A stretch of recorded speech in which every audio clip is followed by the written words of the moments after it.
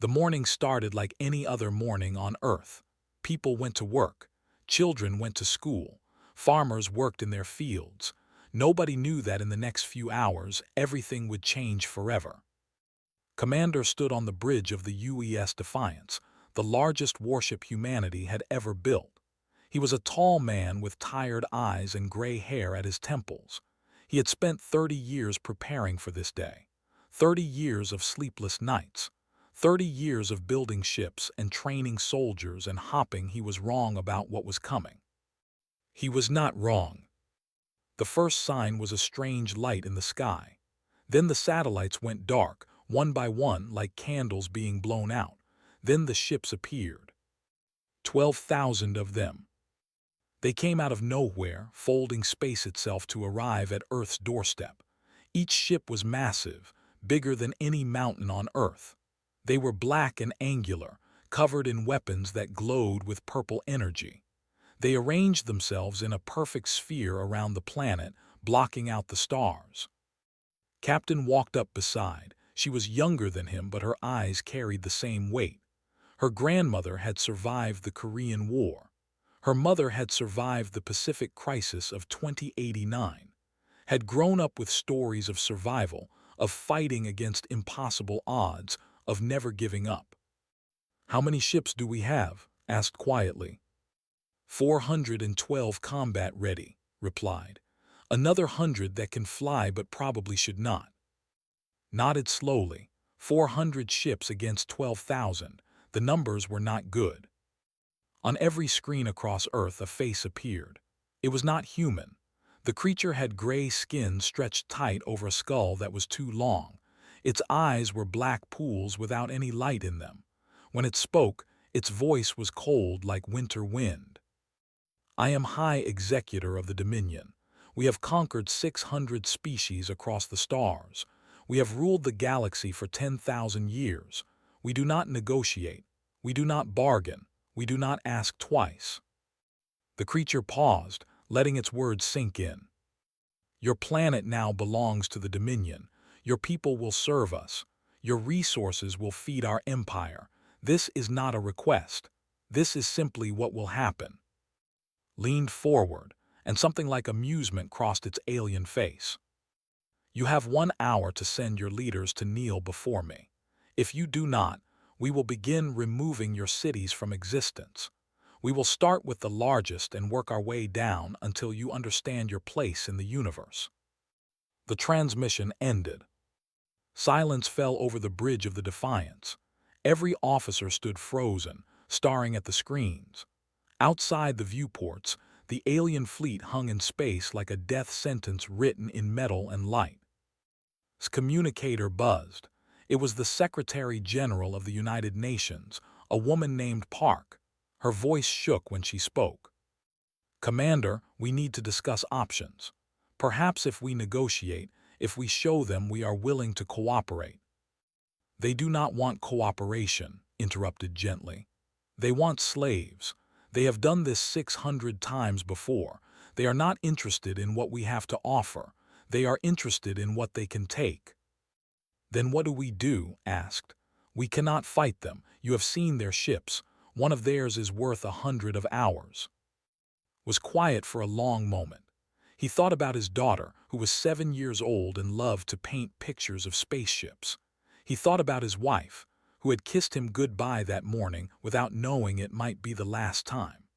He thought about every human being on the planet below, going about their lives, unaware that an alien species had just told them they were no longer free.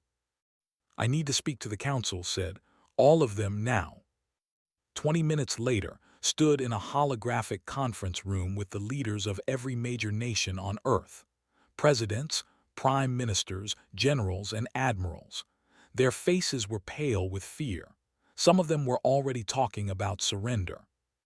"We must consider our survival," the European Chancellor said.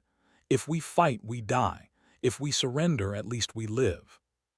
"Do we?" Admiral asked. He was an old man with a scar across his face from a battle decades ago. "They have conquered 600 species. Where are those species now? Are they living happy lives under Dominion rule? Or are they working in mines until they die, their children taken and turned into soldiers for an empire that does not care if they live or die? Nobody answered. They all knew the truth. They did not keep slaves comfortable. They used them until they broke, then replaced them with others. If we surrender, continued, we do not save humanity. We just delay our death while losing everything that makes us human. But if we fight, we definitely die, someone argued. Maybe, said, and everyone turned to look at him. Maybe we die, but maybe we do not.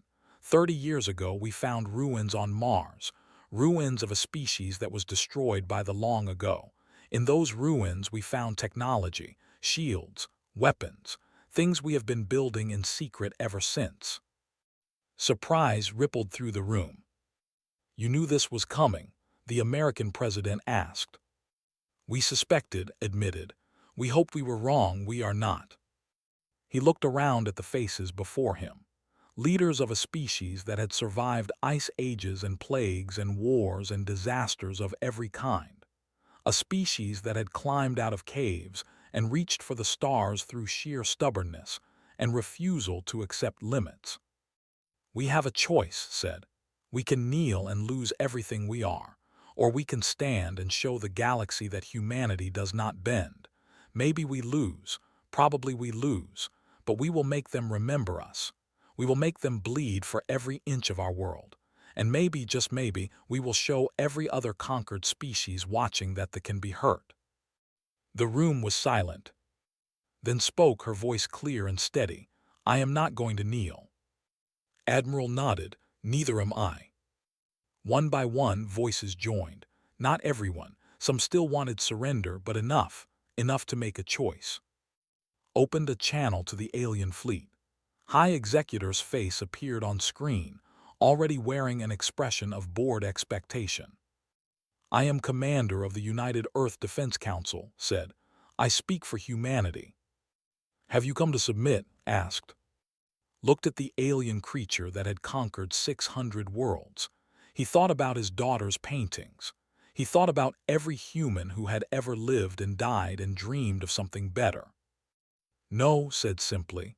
We have come to tell you something. We do not kneel. Not to you, not to anyone. If you want our planet, you will have to take it from us, and we will make you pay for every single life. Stared at him. For a moment, something flickered in those black eyes. Surprise, perhaps, or confusion. No species had ever said these words before. Then you have chosen extinction, said coldly. Maybe, replied, but we have chosen it standing up.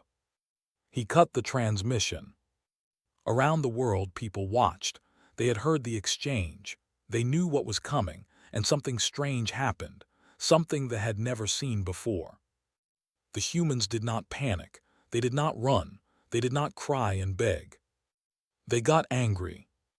Factories that made cars began making weapons. Scientists who studied medicine began studying how to hurt the enemy. Ordinary people lined up at recruitment centers, ready to fight for their world.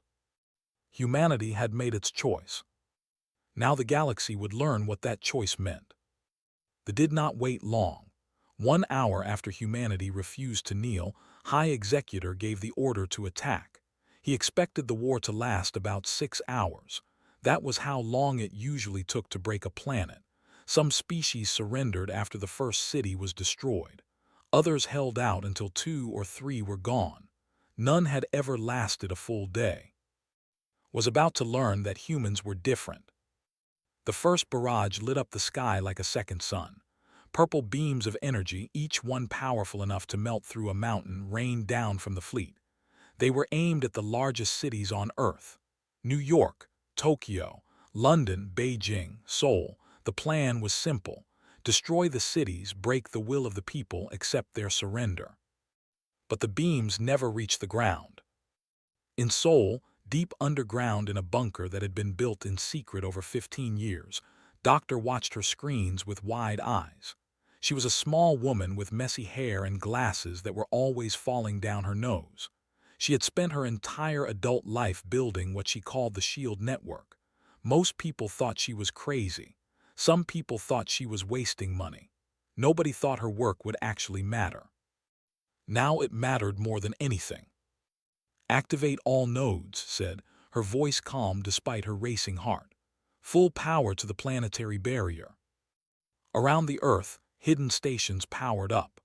They were built into mountains, buried under deserts, hidden beneath the ocean. 240 stations in total, each one generating a piece of an invisible wall that wrapped around the entire planet. The beams hit the shield and scattered. The energy that should have melted cities instead spread across the barrier like water hitting glass. The sky turned gold and pink and orange as the shield absorbed the attack. People on the ground looked up in wonder. They had been expecting death. Instead, they saw light. On the bridge of his flagship stared at his screens in confusion. "What is this?" he demanded. "A planetary shield, High Executor," one of his officers replied. "We have never seen this design before." "Impossible. These creatures are primitives. They should not have this technology." But they did, and it was holding. Ordered more ships to fire, then more, then more. For 3 hours the fleet poured enough energy into Earth's shield to crack a moon in half. The shield flickered, it bent, it groaned under the pressure. It did not break. While the shield held, Commander launched the counterattack. Human ships were smaller than ships, much smaller. A battle cruiser was like a whale and human fighters were like fish swimming around it. But fish could bite, and humans had learned exactly where to bite. "All squadrons attack Pattern Delta," ordered. "Target their engine sections. Do not try to destroy them, try to cripple them." 400 human ships surged forward into a fleet of 12,000. It should have been suicide. In many ways it was, but humans had something they did not expect. They were not afraid to die. Captain led the first wave. Her squadron of 20 ships dove straight toward a carrier, weaving between defensive fire that should have destroyed them all. 15 of her ships were hit. 15 pilots died in bright flashes of fire. But 5 ships got through. 5 ships reached the carrier's engines and fired everything they had. The carrier did not explode. Ships were too tough for that, but its engines went dark. The massive ship began to drift, helpless and unable to fight. Across the battle, the same scene repeated. Human pilots flew suicide runs into enemy ships. Some of them made it back. Most of them did not. But every attack that got through did damage. Every damaged ship was one less gun firing at Earth. On the ground, General coordinated the defense. He was a large man with a voice like thunder, and he had been a soldier for 40 years. He had never seen anything like this war. He had also never seen anything like the courage of the people fighting it. "Sir, we have reports of civilian volunteers joining the fight," one of his officers reported. "What kind of volunteers?" asked. "Everyone, sir. Factory workers, teachers, farmers. They are showing up at military bases asking for weapons." Closed his eyes for a moment. These people knew they would probably die. They knew the odds were impossible, and they came anyway. "Give them weapons," said. "Give them training if there is time. Give them a chance to fight for their home." In space, the battle raged on. They had expected an easy victory. Instead, they found themselves in a nightmare. Human ships attacked from every direction, never stopping, never retreating. When one ship was destroyed, another took its place. When pilots ran out of missiles, they rammed their ships into engines. When their guns overheated, they kept firing until the guns exploded. By the 6th hour of the battle, they had lost 800 ships. 800. In 10,000 years of conquest, they had never lost more than 50 in a single battle. They had never faced an enemy that simply refused to accept defeat. High Executor watched the battle from his command ship with growing unease. This was wrong. This was not how inferior species were supposed to behave. They were supposed to break. They were supposed to run. They were supposed to beg for mercy. These humans did none of those things. "High Executor," one of his commanders said carefully, "perhaps we should reconsider our approach. These creatures are more dangerous than we anticipated." Turned to look at the commander. His black eyes showed nothing, but his voice was cold as death. "Are you suggesting we retreat?" The commander went pale. "No, High Executor, I only meant. The Dominion does not retreat. We have conquered 600 species. We will not be stopped by these primitive apes." But even as he said the words, felt something he had not felt in centuries, a tiny seed of doubt in his chest. On Earth, the sun set on the first day of the war. The sky was filled with fire and falling debris from destroyed ships. The shield still held, though it was weaker now. The human fleet was down to 200 ships. Hundreds of thousands of people had died. But humanity was still standing. Commander sat in his chair on the bridge of the Defiance, exhausted beyond words. His ship was damaged. His crew was tired, but they were alive. "Status report," he said quietly. "Enemy fleet has pulled back to a defensive position," Captain reported. Her face was covered in soot and small cuts from an explosion earlier that day. "They are not attacking. They appear to be waiting." "Waiting for what?" "I do not know, sir. Maybe reinforcements, maybe new orders." She paused. "Maybe they are just trying to figure out what happened." Almost smiled, almost. "Send a message to all human forces," he said. "Tell them this, the first day is over. We are still here. Tomorrow we fight again." Across the planet, people heard the message. Soldiers in bunkers, pilots in damaged ships, civilians in shelters with their families. They had survived the first day against an enemy that had never been defeated. In that moment, something changed inside humanity. Fear did not disappear. The odds were still terrible, but now there was something else too, a spark of belief, a tiny flame of hope. Maybe, just maybe, they could win this. On his flagship, stared down at the blue planet that refused to die. For the first time in his long life, he understood that this war would not be easy. These humans were not like the other species. They did not think like prey. They thought like predators. And predators never surrendered. On the third day of the war, a young woman changed the fate of the galaxy. Her name was, and she was nobody special, just a communications officer on a small space station orbiting the moon. She was 24 years old, had messy short hair, and had joined the military because it paid for college. She never expected to fight in a war. She never expected to become a symbol. But life rarely goes according to plan. The station was called 7 and it was supposed to be safe. Far from the fighting, just monitoring signals and keeping track of enemy movements. But on the third day, everything changed. A scouting ship found the station. There was a short battle. The station was captured and most of the crew was killed. Survived by hiding in a storage closet. She stayed there for 6 hours, listening to the aliens walk through the halls, listening to the sounds of her friends dying. When silence finally came, she crawled out. The station was empty. They had taken what they wanted and left, but they had made a mistake. They had not destroyed the communications equipment. Sat down at a console and looked at the screen. Her hands were shaking. Her heart was pounding. She thought about sending a message to Earth, calling for rescue, but then she looked at the console more carefully.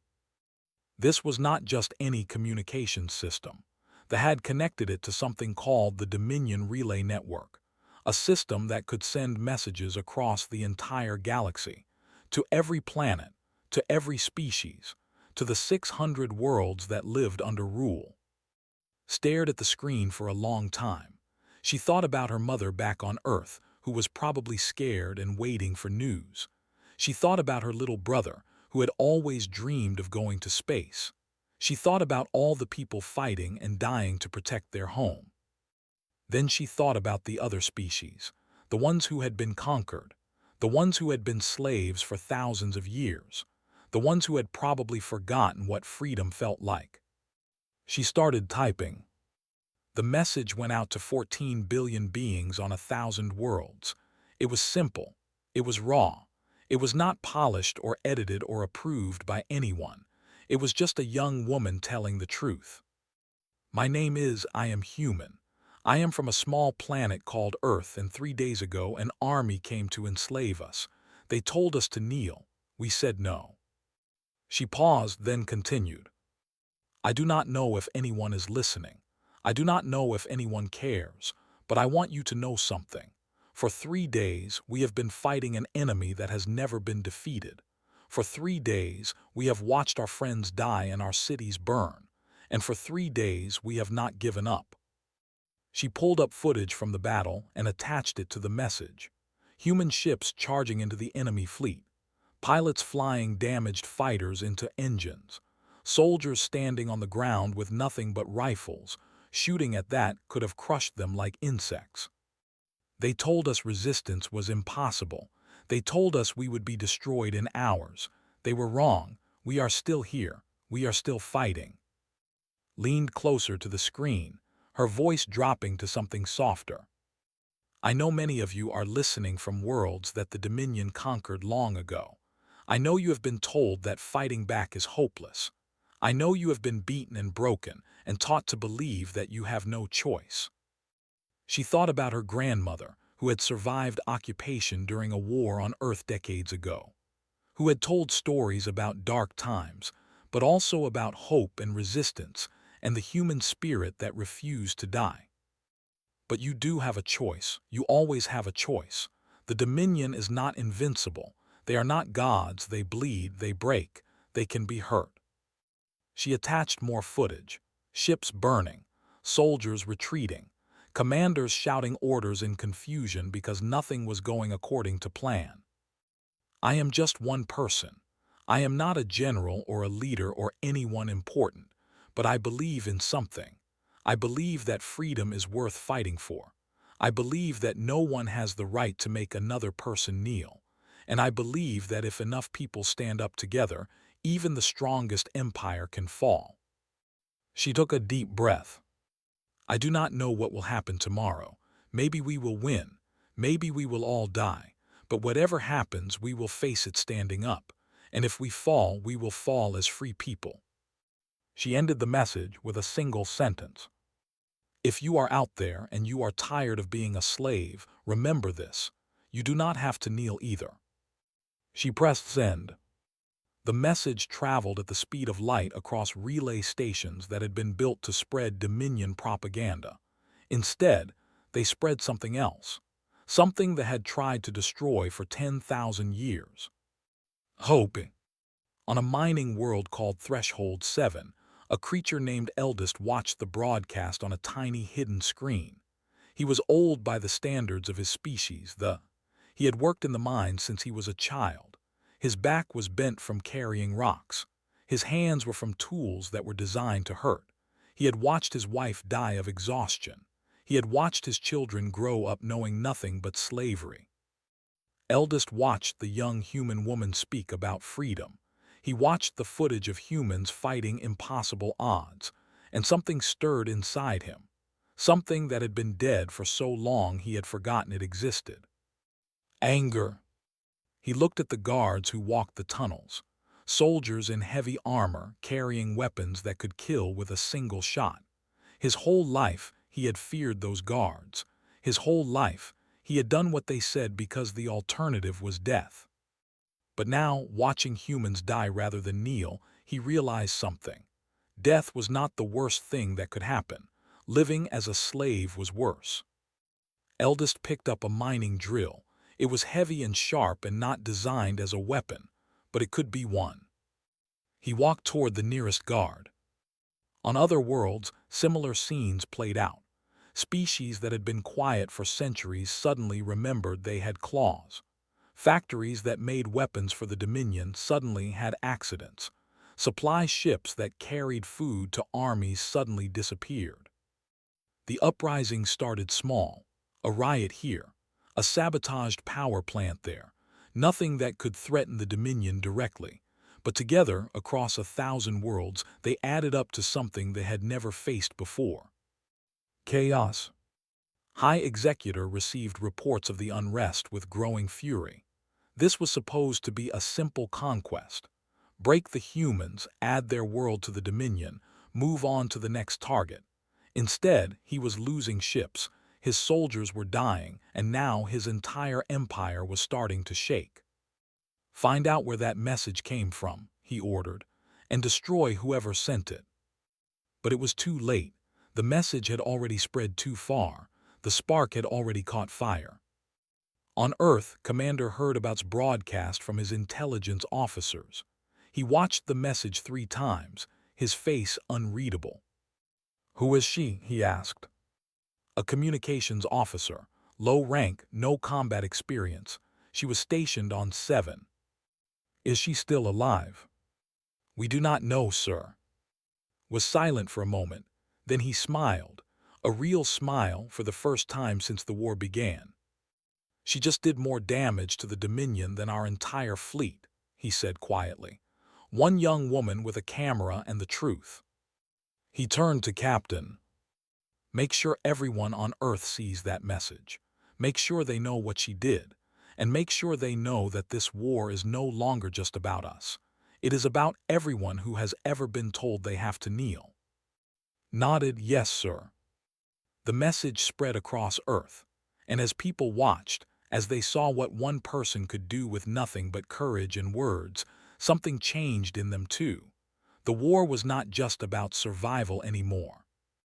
It was about showing the galaxy that tyrants could be defeated. It was about freedom. And freedom, once remembered, is very hard to kill. 2 weeks into the war, everything was falling apart. Earth's shield was failing. The Defiance was crippled, floating dead in orbit with half its crew gone. The human fleet had been reduced to just over 200 ships, many of them damaged beyond proper repair. And they were bringing in reinforcements. Admiral stood on the bridge of the battleship Indomitable, looking out at the enemy fleet. He was the eldest of 5 brothers. All 5 had joined the fleet when the war started. 3 of them were now dead. 1 was missing, probably gone. Only remained. His face showed no emotion. He had cried for his brothers in private in the dark of his quarters where no one could see. But now was not the time for grief. Now was the time for something else. "Status report," he said, his voice steady. "Enemy fleet has moved into attack formation," his tactical officer replied. 3,000 ships. They are preparing for a final push." 3,000 against 200. Had fought against bad odds before, but this was not bad odds. This was impossible odds. "What about Earth's shield?" he asked. "Down to 12%. Maybe 2 more hours before total failure." Closed his eyes. 2 hours. In 2 hours they would be able to strike directly at the planet. Cities would burn. Millions would die. Everything they had fought for would be lost. Unless something changed. He opened his eyes and made a decision. "Open a channel to all ships," he ordered. "All human vessels, military and civilian, everyone who can hear my voice." The channel opened. Across the solar system, on ships and stations and hidden bases, people stopped to listen. "This is Admiral," he began. "I am not going to lie to you. We are losing this war. Our shield is failing. Our fleet is broken. In 2 hours the enemy will reach Earth and there will be nothing left to stop them." He paused, letting the words sink in. "But I am not calling to tell you that we should surrender. I am calling to tell you that we have a choice. We can wait here, try to defend, watch as the enemy breaks through our lines and destroys everything we love. Or we can do something they do not expect." Straightened his back. "I am going to take every ship we have and attack the enemy fleet directly. Not to win. We cannot win today. But to hurt them so badly that they will never forget what humans can do. To make them understand that every time they look at Earth, they will remember the price they paid. To give our people time to rebuild, to hide, to survive." His voice hardened. "I am not ordering anyone to join me. This is a choice. If you come with me, you will probably die. There is no glory in this, no medals, no victory parades. Just a chance to stand up one last time and spit in the eye of an empire that thinks we should kneel. Silence filled the channel for a long moment. Then voices began to respond. Ship after ship, pilot after pilot reporting in. This is the Tiger, we are with you, Admiral. This is the Soul Star, ready to fight. This is the Brave Heart, let us show them what we are made of. By the time the responses stopped, every single human ship had joined. 207 vessels, some of them held together with tape and hope, some of them crewed by people who had never been in combat before, all of them ready to die. Felt something warm in his chest, pride maybe, or love. It was hard to tell the difference anymore. Form up on my position, he ordered. We attack in 15 minutes. On the flagship, High Executor watched the human fleet beginning to move. He assumed they were trying to escape. Where else would they go? Their planet was dying, their ships were broken, and the Dominion fleet outnumbered them 15-1. Then his tactical officer spoke, voice confused. High Executor, the human ships are not retreating. They are coming toward us. Frowned, coming toward us, all of them.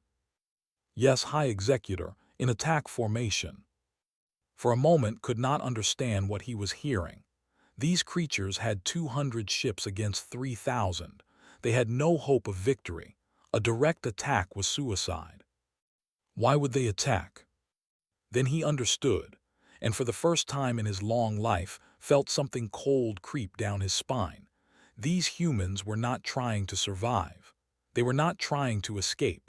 They were coming to hurt the Dominion as much as possible before they died. They had nothing left to lose. All ships, defensive positions, ordered, trying to keep his voice calm. Prepare for engagement. The Battle of the Pale Moon began at 600 hours Earth time. The human fleet crashed into the formation like a storm hitting a mountain. There was no subtlety, no complex tactics, no attempt at survival. Just rage and determination, and 200 ships fighting like they had nothing left to fear. Admiral led from the front. His ship, the Indomitable, cut through the enemy lines, firing everything it had. Cruisers tried to block him. He flew through them, leaving burning wreckage in his wake. Target the flagship, he ordered. Everything we have. The flagship was High Executor's personal vessel, a massive ship that had conquered 100 worlds. It was the most heavily defended ship in the fleet. Getting close to it should have been impossible. Should have been. Lieutenant flew a small corvette called the Sparrow. It was not a warship, really. Just a fast ship designed for scouting and message delivery, but had been a pilot for 12 years, and she knew her ship better than she knew her own hands. She watched the battle on her screens, saw the human ships dying one by one, saw the enemy flagship still standing strong despite everything thrown at it. She made a choice. Sparrow to Fleet Command, she said calmly. I am beginning my attack run on the enemy flagship. Please tell my family I love them. She did not wait for a response. The Sparrow was fast, faster than anything they had, pushed her engines beyond their limits, weaving through defensive fire that would have killed any other pilot. Her ship was hit twice, 3 times, a dozen times. Warning lights flashed across her console. Fire broke out in the engine room. She did not stop.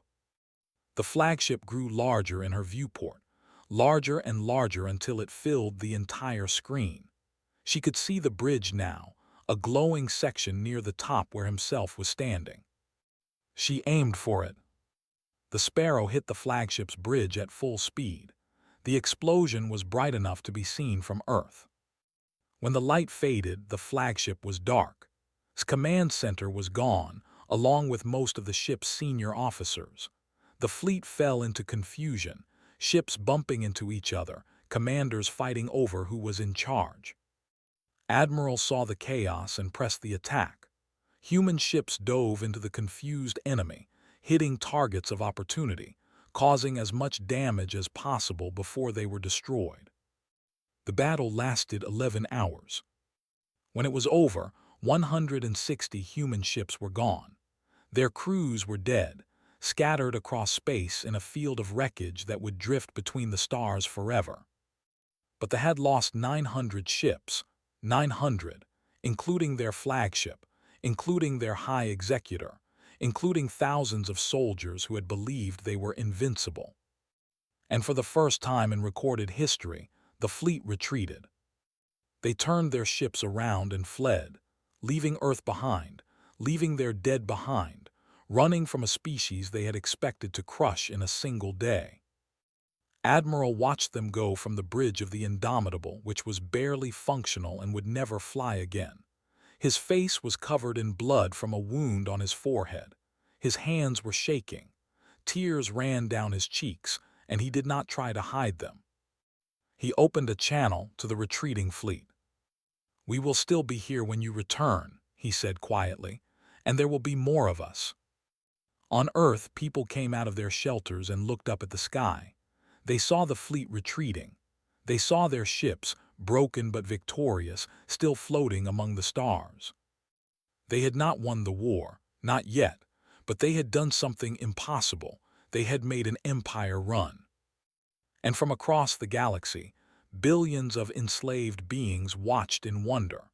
If the humans could hurt the Dominion like this, maybe resistance was not hopeless after all. Maybe freedom was possible. The turning point had arrived. The war lasted 7 more years after the Battle of the Pale Moon. 7 years of blood and fire and sacrifice. 7 years of humanity fighting not just for survival, but for something bigger. Freedom. They did not give up easily. They had ruled the galaxy for 10,000 years, and they did not intend to stop because of one small planet and its stubborn people. They sent more fleets. They attacked Earth's colonies on Mars and the Moon. They tried to break humanity the way they had broken 600 species before. But humanity was no longer alone. They arrived first. Their ships were old, stolen from their masters during the uprisings that followed broadcast. They were not warriors. They had been miners and laborers for centuries, but they learned fast and they had something they could not understand.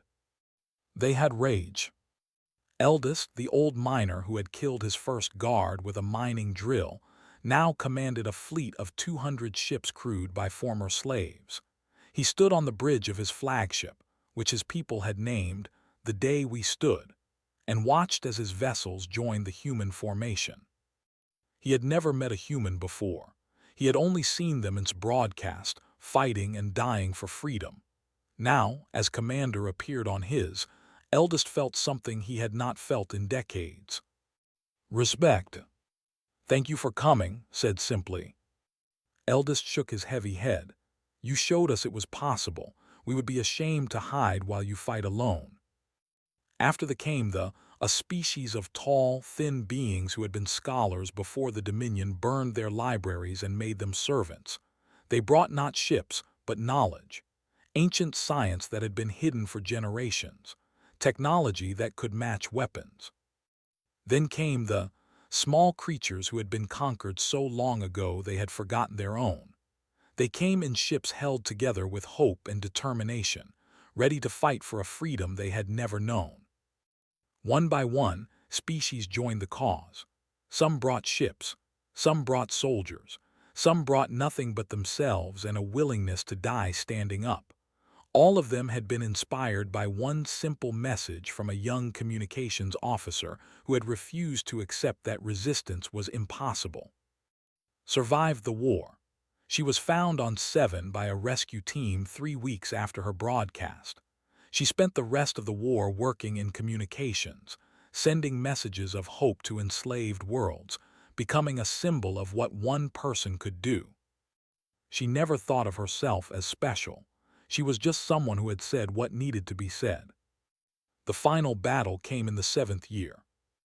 The combined fleet, humans, and dozens of other species surrounded It was a massive planet, covered in cities built on the labor of slaves, shining with the wealth of 1,000 conquered civilizations. Commander, now Supreme Commander of the Allied forces, looked at the planet on his screen. He was older now. His hair had turned completely gray. The war had taken everything from him. His wife had died in an attack 2 years ago. His daughter had grown up in bunkers, learning to fight before she learned to play. But he had also gained something. He had gained a galaxy that no longer believed in kneeling. "All ships hold position," ordered. "No one fires until I give the word." The defenders scrambled to form a defensive line. They had thousands of ships, but their empire was crumbling. Half their worlds were in open rebellion. Their economy had collapsed. Their soldiers were tired and demoralized. And they knew, as they looked at the fleet surrounding there, that this was the end. The High Council, what was left of it after years of internal fighting and assassination, sent a message to the Allied fleet. "We are willing to discuss terms," the message said. "We can offer concessions, trade agreements, autonomy for some species. There is no need for more bloodshed." Read the message and thought about it for a long time. He thought about all the people who had died in this war, human and. He thought about his wife who had been killed by soldiers. He thought about his daughter who barely remembered a time without war. He thought about revenge. Then he thought about something else. He thought about what kind of galaxy he wanted to leave behind. "Send a reply," he said finally. "Tell them we are not here to destroy them. We are here to free their slaves. Every species they have conquered will be given the choice to leave and return to their own worlds. Every prisoner will be released. Every slave will be unchained." His officers looked at him in surprise. "Sir," one of them said carefully, "after everything they have done, do we not deserve revenge?" Was quiet for a moment. "Maybe we do," he said. "But revenge creates more enemies, more hatred, more wars for our children to fight. I did not spend 7 years watching good people die so we could become the next Dominion." He looked at on the screen. "We showed the galaxy that we would not kneel. Now we need to show them what we stand for." They accepted the terms. They had no choice. Their empire was broken, their military was shattered, and the species they had once ruled now stood united against them. The day the last slave walked free from territory, people across the galaxy celebrated. Fireworks lit up 1,000 skis. Songs were sung in languages that had been forbidden for generations. Parents told their children about the humans who had refused to kneel and started a revolution that changed everything. 1 year later, the Galactic Assembly met for the first time. It was held on a space station built in neutral territory, a place where every species could meet as equals. Representatives from 400 worlds attended. Some had been free for centuries. Some had been slaves their entire lives. All of them were there because of what humanity had started. Ambassador stood at the podium, looking out at the gathered delegates. She was a former schoolteacher who had learned diplomacy in refugee camps during the war. She had lost students to bombing raids. She had buried friends with her own hands. But she had also seen the best of what people could be, and that was what she remembered now. "You want to know what we are," she said, her voice carrying through the silent chamber. "You want to know if you should fear us." She paused, looking at the faces before her, with their heavy brows, with their long fingers, with their bright eyes. Dozens of species she had never seen before, all watching her. "Humans are not special," she continued. "We are not stronger or smarter or better than anyone else. We came from a small planet in a quiet corner of the galaxy, and before this war, nobody had ever heard of us." She smiled softly. "But we learned something a long time ago before we ever reached the stars. We learned that there are things worth dying for: freedom, family, the right to make our own choices and live our own lives, the right to stand up instead of kneeling down." She spread her hands. "We did not change the galaxy. All we did was remember what everyone else had forgotten. That empires are not invincible, that tyrants can be defeated, that when people stand together, no power in the universe can force them to their knees." She looked at the delegate who had been a slave, at the delegate whose family had been killed by Dominion soldiers, at the delegate who had never known freedom until now. You are all here because you remembered it too, because you stood up, because you fought back. This victory belongs to all of us. She stepped back from the podium. So no, you should not fear us, but you should remember what we learned together. Freedom is not given, it is taken. And once you have it, you must never let anyone take it away. The chamber was silent for a long moment. Then slowly the delegate rose to his feet. It was eldest, his old face lined with years and scars. Then the stood. Then the. One by one, every delegate in the chamber rose, not to bow, not to kneel, to stand. And in that moment, the galaxy truly changed. Not because of weapons or technology or military power, but because a small species from a small planet had refused to accept that some things were impossible. They had stood up, and they had showed the galaxy how to stand with them.